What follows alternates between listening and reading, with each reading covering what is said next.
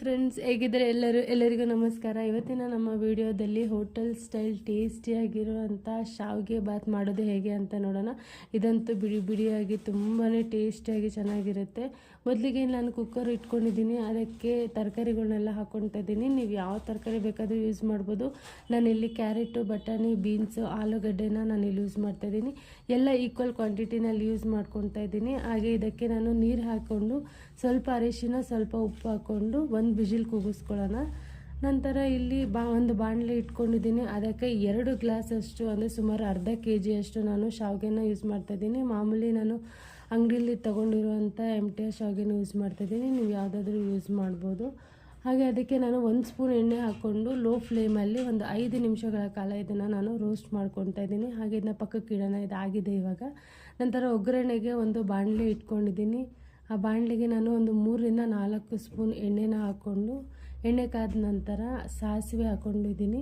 ಸಾಸಿವೆ ಸಿಡ್ದಾದ್ಮೇಲೆ ಇದಕ್ಕೆ ನಾನು ಒಂದು 6 ರಿಂದ 8 ಹಸಿಮೆಣಸಿನ್ಕಾಯಿನ ಉದ್ದುದಕ್ಕೆ ಹೆಚ್ಕೊಂಡು ಹಾಕ್ಕೊಂಡಿದ್ದೀನಿ. ಹಾಗೆ ಅದಕ್ಕೆ ಸ್ವಲ್ಪ ಕರಿಬೇವು, ಒಂದು ಚಿಕ್ಕ ಗೆಡ್ಡೆಯಷ್ಟು ಈರುಳ್ಳಿನ ಸಹ ಇದಕ್ಕೆ ಆ್ಯಡ್ ಮಾಡಿಕೊಂಡು, ಹಾಗೆ 1/4 ಇಂಚು ಶುಂಠಿನ ತುರಿದು ಇದಕ್ಕೆ ಆ್ಯಡ್ ಮಾಡಿಕೊಂಡು ಫ್ರೈ ಮಾಡ್ಕೊತಾ ಇದ್ದೀನಿ. ನಂತರ ಇಲ್ಲಿ ಬೇಯಿಸಿ ಇಟ್ಕೊಂಡಿರುವಂಥ ತರಕಾರಿ ಹಾಗೆ ಅರ್ಧ ಸ್ಪೂನಷ್ಟು ಗರಂ ಮಸಾಲ ಇದಕ್ಕೆ ಹಾಕ್ಕೊಂಡು ಚೆನ್ನಾಗಿ ಫ್ರೈ ಮಾಡ್ಕೊತಾ ಇದ್ದೀನಿ. ಇದೊಂದು 2 ರಿಂದ 3 ನಿಮಿಷಗಳ ಫ್ರೈ ಮಾಡ್ಕೊಂಡ್ಮೇಲೆ ನಾವು ಇದಕ್ಕೆ ನೀರನ್ನು ಸೇರಿಸ್ಕೊತಾ ಇದ್ದೀನಿ.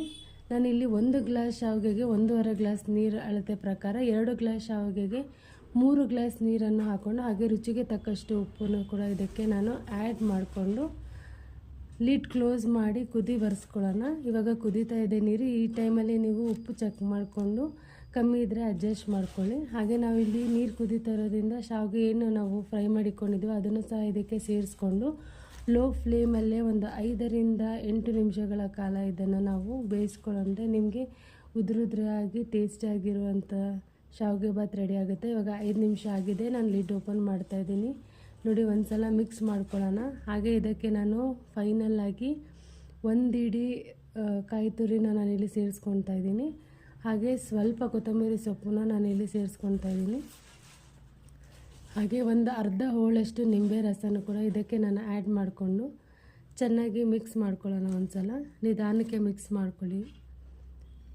ಎಲ್ಲ ಮಿಕ್ಸ್ ಆದಮೇಲೆ ಇವಾಗ ನಾವು ಸರ್ವ್ ಮಾಡೋಕ್ಕೆ ರೆಡಿಯಾಗಿದೆ. ತುಂಬಾ ಟೇಸ್ಟಿಯಾಗಿರುವಂಥ ಹೋಟೆಲ್ ಶೈಲಿಯ ಶಾವಿಗೆ ಬಾತ್ ರೆಡಿಯಾಗಿದೆ ಫ್ರೆಂಡ್ಸ್. ನೀವು ಕೂಡ ಖಂಡಿತ ಮನೇಲಿ ಒಂದು ಸಲ ಟ್ರೈ ಮಾಡಿ, ಹೇಗಿದೆ ಅಂತ ನಮ್ಮ ಕಮೆಂಟ್ ಸೆಕ್ಷನಲ್ಲಿ ಕಮೆಂಟ್ ಮಾಡಿ. ಹಾಗೆ ಇದೇ ಥರ ಹೆಚ್ಚಿನ ವೀಡಿಯೋಗಳಿಗೋಸ್ಕರ ನಮ್ಮ ಚಾನಲ್ನ ಲೈಕ್ ಮಾಡಿ, ಶೇರ್ ಮಾಡಿ, ಸಬ್ಸ್ಕ್ರೈಬ್ ಮಾಡಿ ಫ್ರೆಂಡ್ಸ್. ಬಾಯ್ ಎಲ್ಲರಿಗೂ.